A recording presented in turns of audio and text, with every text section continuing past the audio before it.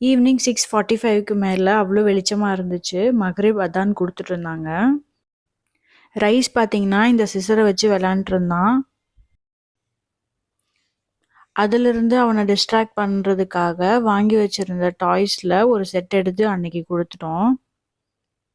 எல்லா டாய்ஸுமே ஒட்டுக்கா ஒரே நாள் கொடுக்காம வீக்லி ஒன்ஸ் ஒவ்வொன்றா அந்த மாதிரி கொடுத்துட்ருப்போம்.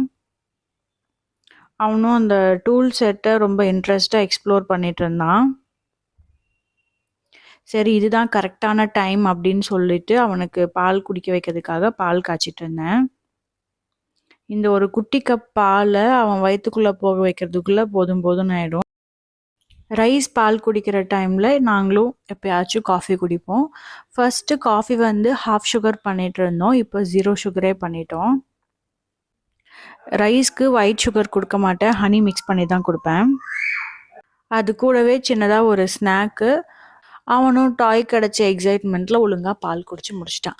வீடியோ பிடிச்சிருந்துச்சுன்னா லைக், ஃபாலோ அண்ட் சப்ஸ்கிரைப் பண்ணிடுங்க. தேங்க்யூ.